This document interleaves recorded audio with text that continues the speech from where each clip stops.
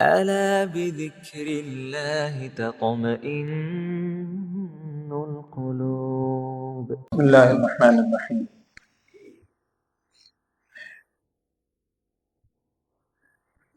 رسول اقدس صلی اللہ علیہ وسلم کی سیرت طیبہ، اس حوالے سے کل میں نے ایک دو بات آپ سے عرض کی تھی۔ بات ہمارے سامنے یہ آئی تھی کہ آپ صلی اللہ علیہ وسلم کو مکہ مکرمہ میں مبعوث کیا گیا۔ اس مکہ میں آبادی کب سے آغاز ہوا، اس کا قبیلہ بنی جرہم کا میں نے ذکر کیا تھا، پھر قبیلہ بنی عمالقہ آیا تھا، بنی جرہم اور ان کی آپس کے اندر اختلافات رہے، پھر قصی بن کلاب نامی ایک شخص تھے، آپ صلی اللہ علیہ وسلم کے اگر نسب نامے میں آپ دیکھیں اس میں بھی نام آتا ہے۔ انہوں نے بنی جرہم کے شخص تھے، انہوں نے دوبارہ سے یہ سرداری اور مکہ کے علاقے کو حاصل کیا۔ انہی کے اولاد میں پھر آگے جا کر آپ صلی اللہ علیہ وسلم تشریف لائے اور چند باتیں عرض کی تھیں۔ آپ صلی اللہ علیہ وسلم کو جو قریشی کہا جاتا ہے اور ہاشمی بھی کہا جاتا ہے، قریشی کہلانے کی وجہ تو یہ ہے، کل شاید یہ میں نے عرض نہیں کی تھی کہ آپ صلی اللہ علیہ وسلم کی نسب نامے میں اوپر جا کے ایک نام آتا ہے فہر بن مالک۔ فہر نامی ایک شخص گزرے ہیں۔ بعض کہتے ہیں کہ فہر ان کا نام تھا اور قریش ان کا لقب تھا، اور کچھ کا کہنا ہے کہ قریش نام تھا، فہر ان کا لقب تھا۔ قریش کا اصل میں لفظی معنی یہ ہے عربی میں، قریش کہتے ہیں ایک بحری جانور کو، اتنا بڑا بحری جانور کوئی اس وقت مشہور تھا کہ جو دوسرے تمام جانوروں کو ختم کر لیا کرتا تھا، اس پر کوئی جانور غالب نہیں آ سکتا تھا، اس جانور کو کہتے تھے قریش۔ اس دور کے اندر قریش کا قبیلہ بھی اپنی بہادری کے اعتبار سے، اپنی سرداری کے اعتبار سے، اپنی ذہانت کے اعتبار سے دوسرے قبیلوں پر غالب رہتا تھا، کوئی اس کو مغلوب نہیں کر سکتا تھا، وہ قریش قبیلہ کہلاتا تھا۔ ایک حدیث کا مفہوم ہے، نبی صلی اللہ علیہ وسلم نے ارشاد فرمایا کہ اللہ جل شانہ نے بنی اسماعیل میں سے بنی کنانہ کا انتخاب کیا، بنی اسماعیل میں سے بنی کنانہ کا انتخاب کیا، اور بنی کنانہ میں سے اللہ تعالیٰ نے قریش کا انتخاب کیا، اور قریش میں سے پھر بنی ہاشم کو منتخب کیا، اور بنی ہاشم میں سے پھر آپ سے ارشاد فرمایا کہ میرا انتخاب فرمایا۔ اور بعض کتابوں میں ایک لفظ اور ہے کہ بنی ہاشم میں سے اللہ نے بنی عبد المطلب کو منتخب کیا، اور بنی عبد المطلب میں سے محمد الرسول اللہ صلی اللہ علیہ وسلم کو منتخب فرمایا۔ تو یہ سارا ہی سلسلہ نسب اگر آپ اٹھا کے دیکھیں، کل میں نے مختصر عرض کیا تھا، اور بات یہی تھی عرض کرنے کا مقصد کہ آپ خود سیرت آپ صلی اللہ علیہ وسلم کی پڑھیں تفصیل۔ تو کل بات یہاں تک آئی تھی کہ عبد المطلب جن کا نام شیبہ تھا، اس کی کیا وجہ تھی، کل میں نے آپ سے عرض کی تھی۔ یہ عبد المطلب جب سرداری ان کے پاس آئی اور وہ ساری بات آپ نے کل سنی، تو ان کی زندگی میں دو بڑے واقعات ہوئے آپ صلی اللہ علیہ وسلم کی ولادت سے پہلے۔ ایک واقعہ تو یہ ہے، اور یہ آپ سمجھ گئے تھے کل میں نے کہا تھا کہ وہ جو زمزم کا کنواں ہے، بنی جرہم جاتے ہوئے اس کو بند کر کے چلے گئے تھے۔ یہی وقت آیا عبد المطلب کے زمانے تک یہی صورت رہی۔ حضرت عبد المطلب کہتے ہیں مجھے ایک دن خواب آیا، آپ صلی اللہ علیہ وسلم کی ولادت سے بہت پہلے کی بات ہے، کہنے لگے میں نے خواب میں یہ دیکھا کہ ایک شخص ہے اور مجھے کہہ رہا ہے احفر برہ، احفر برہ، برہ کو کھودو۔ کہنے لگے میں نے پوچھا مل برہ، برہ کیا ہے؟ خواب ختم ہو گیا۔ اگلی رات پھر کسی شخص نے خواب میں آیا اور مجھے کہنے لگا احفر مظنونہ، پھر میں نے پوچھا مظنونہ کیا ہے؟ پھر خواب۔ تیسری رات کہتے ہیں مجھے خواب میں اس نے کہا کہ احفر طیبہ، پھر میں نے پوچھا کہ یہ طیبہ کیا ہے؟ پھر خواب تواتر سے۔ پھر کہنے لگے اگلی رات جو خواب آیا مجھے کہا گیا احفر زمزم، میں نے پوچھا زمزم کیا ہے؟ تو پھر اس نے بتلایا کہ زمزم ایسا کنواں ہے کہ جس کا پانی کبھی ختم نہیں ہوتا، حاجی اس سے سیراب ہوتے ہیں، بڑی برکت والا وہ کنواں ہے۔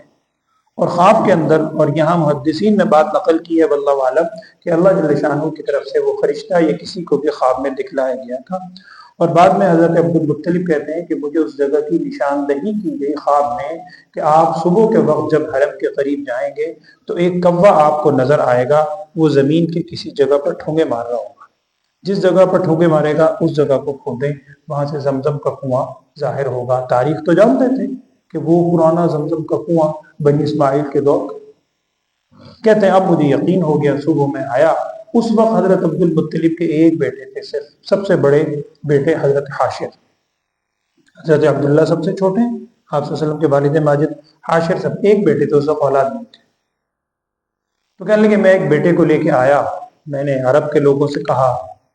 مکے کے لوگوں سے، قریشیوں سے، کوئی کسی نے میرے ساتھ نہیں دیا، ہنسنے لگے کہ یہ ایسی مذاق کر رہا ہے، اب کہاں زمزم، سینکڑوں سال گزر گئے، لوگ اتنی کوششیں کر چکے۔ کہنے لگے میں اپنے ایک بیٹے کو لے کے شروع ہوا، اور ایک دن، دو دن، تیسرے دن کہتے ہیں مجھے کچھ آثار آنے شروع ہوئے، نظر آنے شروع ہوئے کہ اس وقت یہ جب بنو جرہم گئے تھے تو انہوں نے مکہ مکرمہ میں زیورات اور دیگر چیزیں تھی، یہ سب وہاں پر ڈال کے اوپر سے بند کر گئے تھے، تو کہنے لگے وہ زیورات وغیرہ ظاہر ہونا شروع ہوئے۔ اب کہتے ہیں کہ میں نے پھر جب ظاہر ہونا شروع ہوئے تو اس کے بعد زمزم کا کنواں باہر نکلا، اور پھر حضرت عبد المطلب کہتے ہیں میں نے باہر ایک حوض بنایا تاکہ لوگ اس میں آ کے زمزم کے پانی سے سیراب ہوں، اور جو اندر سے چیزیں نکلی اس سے کہنے لگے میں نے بیت اللہ کو مزین کیا، تزئین و آرائش کی ان چیزوں سے۔ یہ واقعہ ہوا۔ اس طرح زمزم حضرت عبد المطلب کے ہاتھ پر اللہ جل شانہ نے ظاہر فرمایا۔ اچھا، اب جب حضرت عبد المطلب وہ حارث کو لے کر گئے تھے بیٹے کو، اور لوگوں نے انکار کر دیا تھا اس بات سے کہ ان کا ساتھ دیں، تو حضرت عبد المطلب نے اس وقت ایک منت مانی۔ منت یہ مانی تھی اور اللہ سے یہ عہد کیا تھا، اے اللہ آج ضرورت پڑی ہے، کوئی میرا ساتھ دینے کو تیار نہیں ہے، اگر میرے 10-12 بیٹے ہوں، اولاد میری اتنی ہو، آج میرے اگر بیٹے ہوتے میرے دستے بازو بنتے، میرا ساتھ دیتے، یہ کوئی میرا ساتھ دینے کو تیار نہیں، ایک بیٹا ہے حارث، وہ بیچارہ اکیلا میرے ساتھ بنا ہوا، اور اگر تو نے مجھے 10 بیٹے دے دیے تو میں اس میں سے ایک بیٹے کو تیرے راستے میں قربان کر دوں گا۔ یہ منت مانی حضرت عبد المطلب۔ خیر یہ واقعہ ہو گیا، زمزم ظاہر ہو گیا، دوبارہ سے وہ ساری مصروفیات شروع ہو گئیں۔ اللہ کی شان، اللہ نے 10 بیٹے عطا کیے۔ اس کے بعد کہتے ہیں کہ پھر مجھے ایک دفعہ خواب آیا، اور خواب کے اندر مجھے کسی نے یہ کہا کہ وہ جو آپ نے منت مانی تھی ایک بیٹے کو ذبح کرنے کی، اپنی اس منت کو پورا کرے، اللہ کی طرف سے منت پوری کی ہے۔ آپ نے منت مانی تھی کہ ایک بیٹے کو ذبح کروں گا جو سب سے محبوب ہوگا، اور اس وقت حضرت عبداللہ سب سے چھوٹے تھے، اولاد میں بھی، بیٹیوں میں بھی، بیٹوں میں آپ سے پھوپھیاں بھی بڑی تھی، چچا تائیں بڑے تھے، حضرت عبداللہ چھوٹے تھے۔ اب منت کے حساب سے حضرت عبداللہ کو ذبح کرنا، اب وہ خیر اپنے اہل و عیال کو بتلایا کہ یہ میں نے منت مانی تھی، اور یہ اللہ کی طرف سے مجھے پھر خواب میں اشارہ ہوا ہے جیسے اس وقت ہوا تھا، اور حضرت عبداللہ کو ذبح کرنے کے نام سے لے جانے لگے۔ تو وہاں ان کی پھوپھیاں اور دیگر سب حضرات آڑے آئے اور انہوں نے کہا کہ ایسا نہ کریں، مشاورت ہوئی، بہرحال طویل واقعہ یہاں میں مختصر عرض کر رہا ہوں۔ فیصلہ اس پر ہوا کہ اس زمانے میں ہم جس کو خون بہا آج کل کہتے ہیں دیت، اس زمانے میں دیت ہوتی تھی 10 اونٹ، 10 اونٹ ایک بندے کا خون بہا یہ اس کی دیت تھی۔ تو فیصلہ ہی کیا گیا کہ آپ قرآن اندازی کریں اور حضرت عبداللہ کا نام ڈالیں اور 10 اونٹ ڈالیں، جس چیز میں بھی 25 یا جو آسان زبان میں آپ کہہ لیں، اور وہ نکالیں قرآن۔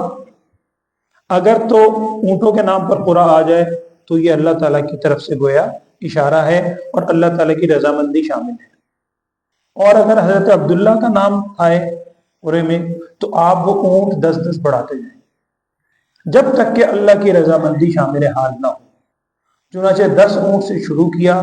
ہر دفعہ حضرت عبداللہ کا نام نکلتا، یہاں تک کہ ہوتے ہوتے ہوتے ہوتے 100 اونٹ تک جب پہنچے تو اونٹوں کے نام پر پورا نکل آیا۔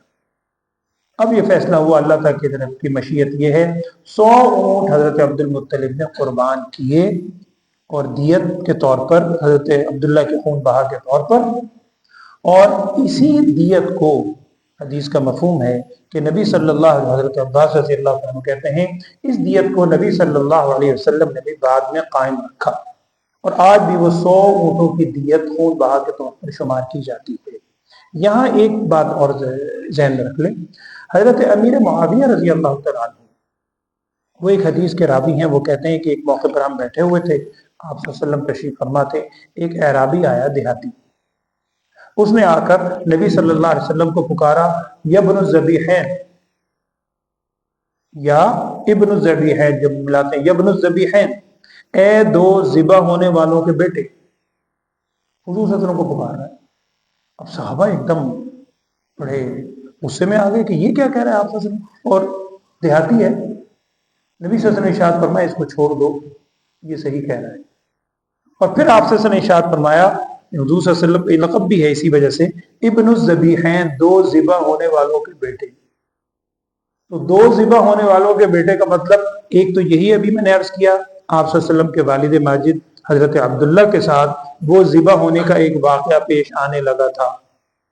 اور ایک آپ صلی اللہ علیہ وسلم چونکہ بنی اسماعیل میں ہیں، اور بنی اسماعیل میں حضرت اسماعیل علیہ السلام کے ساتھ بھی ابراہیم علیہ السلام اسماعیل علیہ السلام کو لے گئے تھے ذبح کرنے کے لیے، جن کی یاد میں ہم قربانی کرتے ہیں، تو وہ بھی آپ صلی اللہ علیہ وسلم کے جد امجد میں ہیں، اور حضرت عبداللہ تو والد ہیں۔ تو یبن الذبیحین کا مطلب یہ ہے اے دو ذبح ہونے والوں کے بیٹے۔ تو ایک یہ غیر معمولی واقعہ ہے جو حضرت عبد المطلب کے زمانے میں ظاہر ہوا کہ ایک زمزم کا کنواں سامنے آیا، اور حضور صلی اللہ علیہ وسلم کے والد ماجد حضرت عبداللہ کے بارے میں انہوں نے خواب دیکھا، منت مانی، اور ساری یہ بات ہوئی۔ اس کے بعد ایک واقعہ میں تلفظ کر دوں گا، وقت مختصر ہوتا ہے، وہ واقعہ ہے کہ بیت اللہ کو شہید کرنے کے لیے ابرہہ بادشاہ آیا تھا یمن سے، اور جس میں قرآن پاک کی پوری صورت ہے، الم تر کیف فعل ربک باصحاب الفیل، اصحاب فیل۔ اور یہ جو اصحاب فیل والا واقعہ ہے، اس کو سیرت نگاروں نے ارہاسات میں بھی شمار کیا ہے۔ ارہاس اس واقعے کو کہتے ہیں کہ جو رسول صلی اللہ علیہ وسلم کی ولادت کے قریب قریب کوئی اہم واقعہ ہوا ہے، اور اس سے آپ صلی اللہ علیہ وسلم کی تشریف آوری کی طرف اشارہ ملتا ہے۔ انہی میں سے ایک یہ واقعہ فیل بھی شمار کیا جاتا ہے۔ آپ صلی اللہ علیہ وسلم کی ولادت سے تقریباً 50 دن، یعنی کم و بیش 2 مہینے کے قریب ابھی وقت تھا جب یہ واقعہ پیش آیا، ہاتھی والا واقعہ، غیر معمولی واقعہ ہے۔ اس کے بعد پھر آپ صلی اللہ علیہ وسلم دنیا میں تشریف لائے، اور پھر وہ کفر کی ساری اندھیریاں چھٹیں، اور پھر اسلام کا نور اور حضور صلی اللہ علیہ وسلم کا نور رسالت یہ ظاہر۔ اللہ تعالیٰ ہمیں آپ صلی اللہ علیہ وسلم کی سچی محبت عطا فرمائے، آمین۔ الحمدللہ رب العالمین، اللہم صلی علی سیدنا و مولانا محمد وعلی آل سیدنا و مولانا محمد وبارک وسلم۔ اللہم ارنا الحق حقا وارزقنا اتباعه، وارنا الباطل باطلا وارزقنا اجتنابه، ربنا لا تزغ قلوبنا بعد إذ هديتنا وهب لنا من لدنك رحمة إنك أنت الوهاب، وصلى الله تعالى على خير خلقه سيدنا ومولانا محمد وعلى آله وأصحابه أجمعين برحمتك يا